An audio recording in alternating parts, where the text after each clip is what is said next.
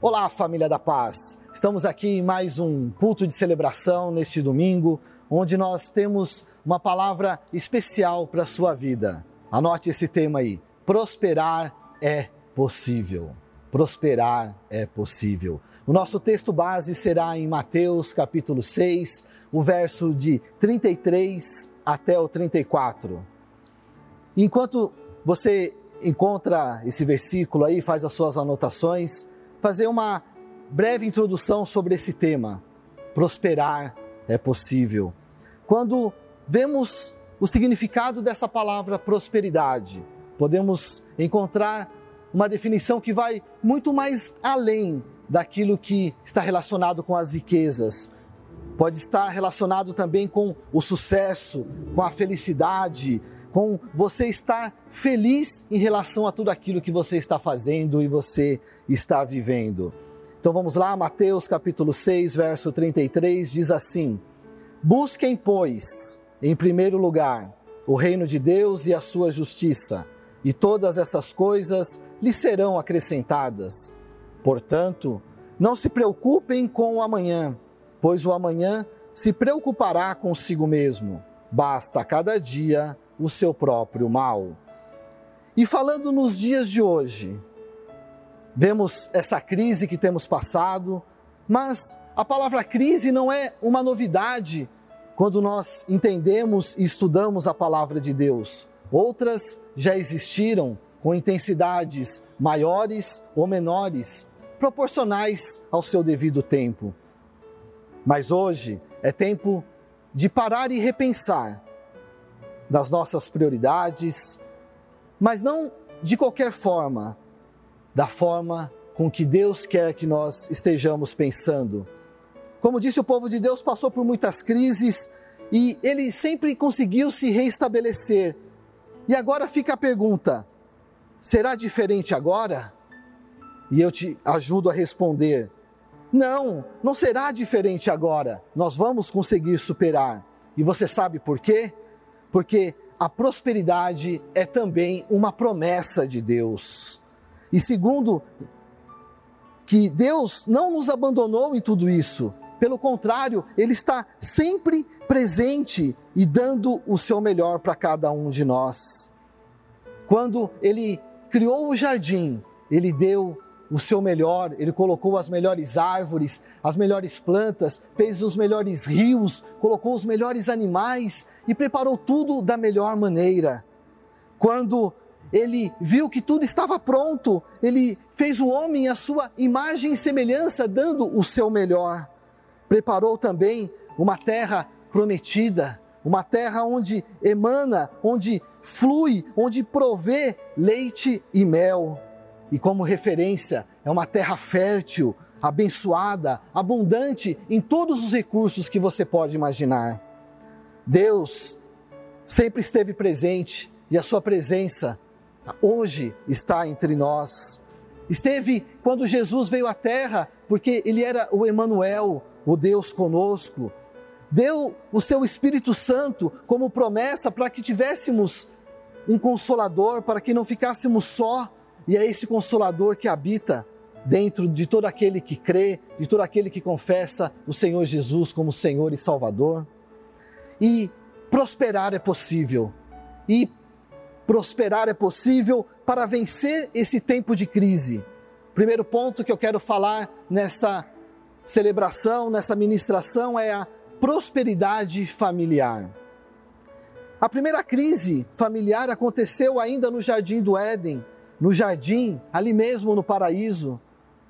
Um casal não teve a comunicação perfeita, não teve a comunicação assertiva, clara, e a serpente, o diabo, aproveitou desta oportunidade, aproveitou desta brecha para poder entrar e estragar aquele relacionamento e principalmente estragar o relacionamento daquele casal com Deus.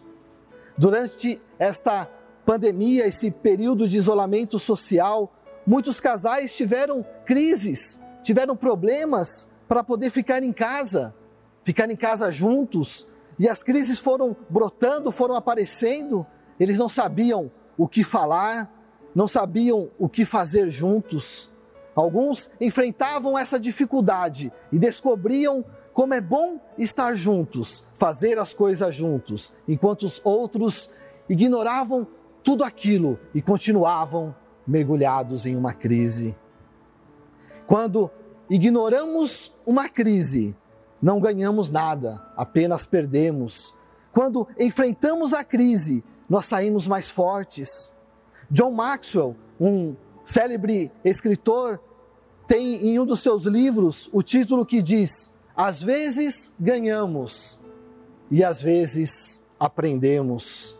Quando nos recusamos a aprender em meio a uma crise, sim, o resultado vai ser de derrota, vai ser de perda, mas se aproveitamos essa oportunidade para aprender, podemos viver isso na nossa vida, podemos aprender em meio à crise. E quando falamos dessa prosperidade familiar, vemos que essas crises também são oportunidades para que os relacionamentos cresçam, para que eles se fortaleçam. E como nós vamos fazer isso? Quais seriam os passos para que nós possamos caminhar nessa prosperidade familiar? Compartilhando e refletindo sobre o texto de Oséias, capítulo 4, verso 6, onde o próprio Deus diz: o meu povo perece, o meu povo morre por falta de sabedoria. Qual o seu sentimento quando você lê e reflete sobre esse versículo? Eu sou o povo de Deus. Você e sua família fazem parte do povo de Deus. Nós somos o povo de Deus. E precisamos buscar essa sabedoria, precisamos dessa sabedoria em nossa vida. E quando falamos em sabedoria, outro texto que a Bíblia destaca e traz como aprendizado e ferramenta para o nosso dia a dia, está em Tiago, capítulo 1, verso 5, que diz: vemos que Deus dá a todo aquele que pede, e Deus dá de boa vontade. Quanto de sabedoria você necessitar? Quantas vezes você já pediu sabedoria para Deus? Quantas vezes você já esteve em situações onde precisou de sabedoria? Essa sabedoria está principalmente nas palavras da Sagrada Escritura, que é a vontade do próprio Deus. Eu queria te desafiar agora a você pegar a sua Bíblia e você olhar para ela e declarar isso: aqui está a palavra de sabedoria, o alimento, a vida que eu preciso para prosperar. Aqui está a palavra de sabedoria, o alimento e a vida que eu preciso para prosperar. Precisamos dessa sabedoria. Precisamos para poder compreender a vontade de Deus, precisamos para poder melhorar nos nossos relacionamentos. E quando nós olhamos para dentro do nosso lar, para dentro da nossa casa, nós não precisamos ficar procurando em nós mesmos as respostas. A própria Bíblia nos ajuda a encontrar essa resposta. Se a Bíblia diz não para algo, é não, porque Deus já disse que abomina, que rejeita e que não pode. Então a minha resposta tem que ser não para aquilo. Essa sabedoria para dizer não e também não estar aceitando um pecado como sendo simplesmente um probleminha em nossas vidas. Todas as vezes que nós rebaixamos um pecado a um simples problema, ele passa a ser um problema muito maior depois de um determinado tempo, porque pecado é pecado. O pecado nos afasta de Deus. A mentira é pecado, e quanto mais nós mentimos, mais essa mentira aumenta e mais aumenta a nossa distância em relação a Deus. Então, não deixe que esses pequenos problemas virem grandes problemas na sua vida. Saiba encontrar a sabedoria na palavra de Deus. Saiba ouvir a voz de Deus. Saiba entender o seu propósito dentro de tudo aquilo que Deus tem preparado para você. Voltando ao primeiro casal, Adão e Eva, nós encontramos um outro texto em Gênesis capítulo 3, verso 8, que diz: e ouviram a voz do Senhor Deus, que passeava no jardim pela viração do dia, e esconderam-se Adão e sua mulher Eva da presença do Senhor Deus entre as árvores do jardim. Eles decidiram que aquela mentira poderia continuar. Eles se esconderam e tudo isso era o quê? Era desobediência, era se afastar de Deus. Nós precisamos aprender com isso, não é o caminho. Eles tiveram uma oportunidade de arrependimento diante de Deus, mas acharam melhor esconder, fugir, jogar para debaixo do tapete os problemas. Nós precisamos resolver as nossas crises. Outro texto de sabedoria que encontramos na palavra de Deus está em Gênesis capítulo 4, verso 9, que diz: sou eu cuidador do meu irmão? Isso foi o que um irmão disse para o outro quando Deus perguntou: onde está o seu irmão? Deus já sabia o que tinha acontecido, mas Caim tentou esconder de Deus a desobediência, tentou esconder a morte do irmão. Tudo isso gerou problemas, teve oportunidades de arrependimento que foram descartadas. As crises influenciam as famílias, mas Deus tem um propósito que vai muito mais além, mas precisa de uma coisa muito importante, precisa da obediência do homem e da mulher, do filho, do povo, para que todos possam colocar em prática o plano de prosperidade que Deus tem para cada um de nós. E conforme Deus havia declarado, o povo crescia e se multiplicava. Teve bênçãos através de Abraão também, que através dele as gerações seriam uma grande nação, uma multidão. E esse povo foi passando por crises, passou pelo paraíso, pelo dilúvio, pelo deserto, pelo cativeiro da Babilônia. Mas algo foi aprendido, algo foi mudado, algo foi restaurado. É por isso que a palavra de Deus nos chega até hoje para nos trazer esses exemplos, para que possamos aprender com estes. Em cada crise, pelo menos uma lição que devemos aprender para crescer e alcançar um outro nível, um outro patamar de relacionamento, não apenas com as pessoas, mas principalmente com Deus, com a nossa família, com todos aqueles que estão próximos de nós. E quais são os passos para que nós possamos resolver essas crises?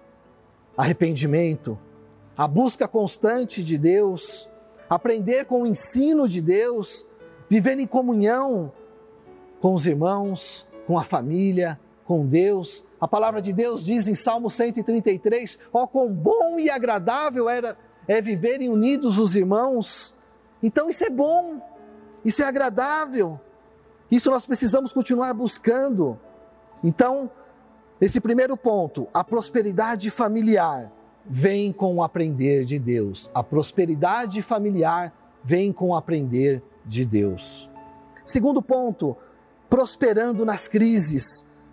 Quando ainda estudando a palavra de Deus, vendo tudo isso de sabedoria que podemos encontrar aqui com a revelação do Espírito Santo de Deus, vendo no livro de Êxodo, nós podemos até nos perguntar por que de tantos erros daquele povo, por que de tantas mortes que aconteceram naquela ocasião e principalmente o porquê de tanta desobediência em relação aos mandamentos de Deus. O apóstolo Paulo usa exatamente este exemplo do povo no deserto para poder falar com a igreja em Coríntios, porque era uma igreja que estava em crise, uma igreja que estava em disputa. Uns diziam, eu sou de Paulo, outros diziam, eu sou de Apolo, outros diziam, eu sou de Cristo. Ou seja, haviam panelas, haviam segregações ali dentro, estavam separados. Alguns ainda não se incomodavam com algumas práticas imorais que aconteciam ali naquela cidade. E no capítulo 10 de 1 Coríntios, no verso 6, Paulo diz: escrevo a vocês, igreja, dizendo que tudo isto sirva de evidência, sirva de exemplo, sirva de alerta, para que vocês não venham a cometer os mesmos erros. Ele estava falando dos erros do povo durante o período no deserto, tudo aquilo que levou o povo a não chegar à terra prometida, a desobediência. O motivo pelo qual o povo não chegou na terra prometida foi a desobediência à vontade de Deus. E como e quando nós desobedecemos a Deus? Como eu sei que eu estou desobedecendo a Deus, que eu corro esse risco de não chegar até as promessas que Deus tem para a minha vida? Fazendo um raio-x, uma análise da história daquele povo no deserto, da igreja em Coríntios e da nossa atualidade, nós podemos ver alguns pontos. Os milagres naquela época aconteceram antes do deserto, aconteceram dentro do deserto, continuaram a acontecer quando Jesus foi o Emanuel, o Deus conosco, continuou acontecendo no tempo dos discípulos e ainda acontece nos dias de hoje. Então os milagres continuam presentes porque são a ação manifesta do poder de Deus no meio do seu povo. Mas infelizmente outras coisas ainda acontecem de modo negativo que vem atrapalhar a caminhada do povo de Deus. Naquele tempo existia cobiça. Quando eles estavam no deserto, o próprio Deus entregou os mandamentos dizendo: não cobiçarás a mulher do teu próximo, não cobiçarás os bens do teu próximo. Eles queriam ter o que era dos outros. Hoje, numa realidade, quantas vezes nós erramos ao cobiçar aquilo que não é nosso, o dom, os bens, a posição, o cabelo, a roupa, tudo aquilo que é do outro. Outro motivo que levou o povo a desobedecer à vontade de Deus foi através da idolatria. E Deus claramente diz em relação a isso: afastem-se dos ídolos, afastem-se de tudo isso. E toda vez que nós damos mais valor a alguma coisa, a algum sistema, a uma pessoa, mais do que nós damos a Deus, isso passa a ser uma idolatria que nós temos nos dias de hoje. Então cuidado, porque isso ainda pode estar presente dentro da nossa casa hoje, dentro do nosso trabalho, dentro da nossa vida. Muitas outras razões impediram aquele povo de entrar na terra prometida. Impediram aquele povo de sair do deserto, o deserto que foi um lugar de tratamento para aquele povo, um lugar onde eles viram os milagres, os lugares onde eles viram que a confiança deveria estar em Deus, mas não perseveraram, não ouviram a voz de Deus através de Moisés, se esqueciam dos milagres, se esqueciam dos feitos que Deus estava fazendo no meio deles.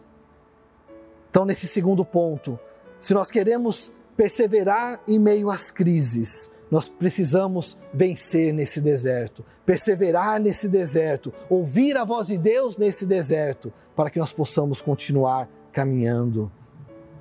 O terceiro ponto, prosperando através das gerações. Se nós queremos ser prósperos, alcançar a prosperidade, nós precisamos entender que é uma prosperidade que não é apenas para a minha vida, para a minha geração, mas vai se estender até outras gerações também. Em Êxodo capítulo 20, verso 6, Deus diz que trata com bondade até 1000 gerações aos que o amam e obedecem os seus mandamentos. Veja bem, amar e obedecer, duas palavras, duas chaves para poder fazer com que 1000 gerações sejam abençoadas. E vai depender do quê? Do meu amor e da minha obediência.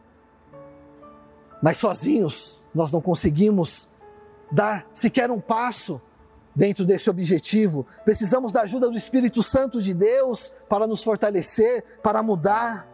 E essa mudança virá de dentro, e as pessoas vão ver que algo diferente está saindo de dentro de nós, está se realizando dentro de nós por aquele que está completando a boa obra que um dia começou em nossas vidas.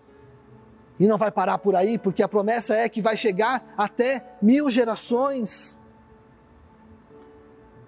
Aquele povo no deserto não tinha individualmente a presença do Espírito Santo de Deus. Hoje, nós temos uma grande vantagem em relação a tudo aquilo que estava acontecendo lá. Nós temos essa presença individual do Espírito Santo de Deus dentro de nós. Lá Deus falava através de Moisés. Hoje Deus fala através do Espírito Santo de Deus. Porque eu sou morada, eu sou casa, eu sou lar do Espírito Santo de Deus. E eu preciso cuidar dessa casa, cuidar desse lar, para que eu possa fazer com que a minha vida seja diferente e a vida das outras pessoas que estão próximas de mim também sejam diferentes. E olhando aonde? Olhando para frente, olhando para as outras gerações.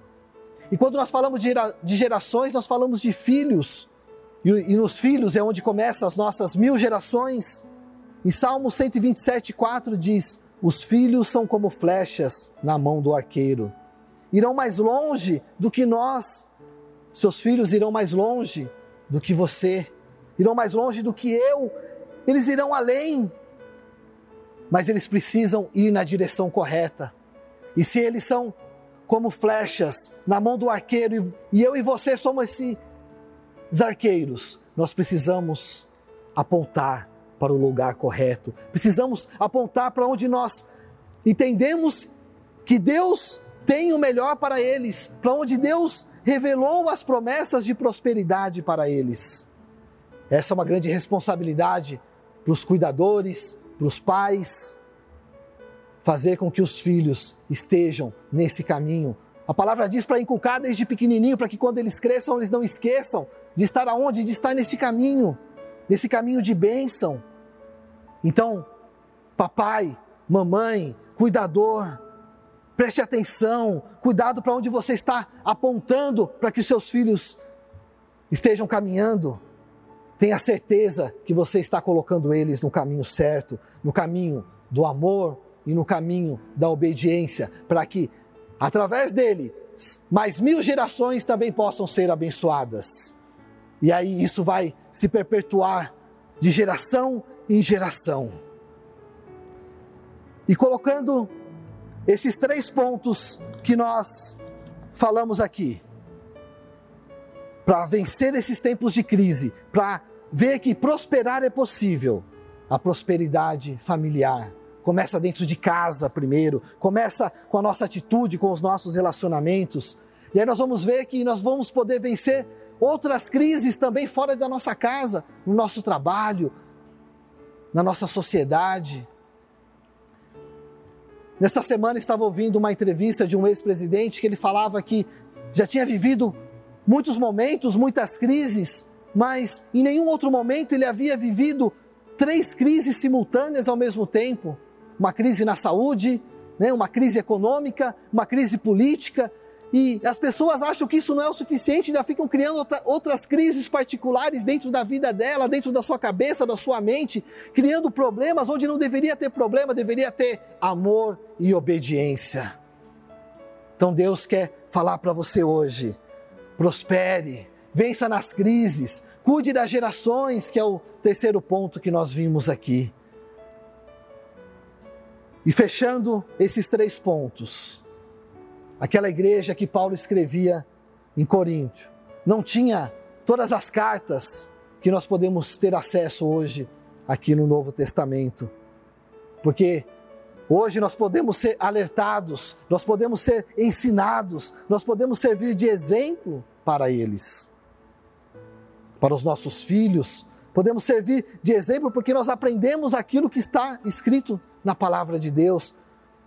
Nós hoje temos ainda a presença do Espírito Santo de Deus, temos à disposição a Bíblia, que é a sabedoria de Deus. 2 Timóteo 3,16 diz que toda a palavra é inspirada por Deus e ela é boa, ela é excelente para o ensino, para a repreensão, para poder mostrar o caminho. Temos diversos outros materiais de apoio para aprender sobre o propósito de Deus na nossa vida. Temos a tecnologia que nos ajuda rapidamente a acessar diversos conteúdos, viajar digitalmente, ver vídeos, ouvir testemunhos, aprender mais e mais.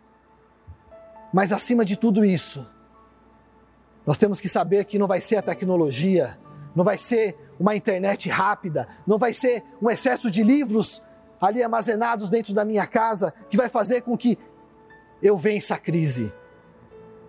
Nós temos, acima de tudo, a promessa de Deus a nosso favor. uma promessa que foi dada pelo próprio Deus, porque nós já somos vencedores nessa batalha, podemos ter essa sabedoria, podemos ser um marido que realmente ama a esposa, podemos ver dentro das casas filhos que honram os seus pais, para que eles possam viver mais anos. Tudo isso é promessa de Deus, mas está atrelado o quê? A amar e a obedecer.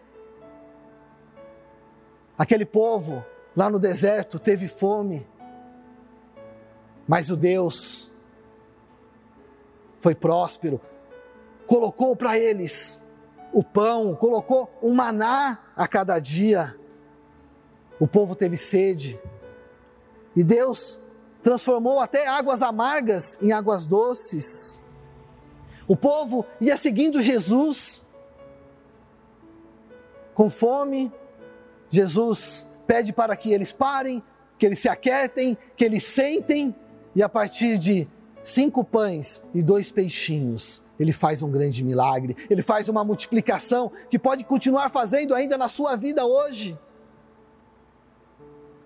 Então pare, acalme-se, não tenha ansiedade, sente, escute aquilo que Deus quer falar para você.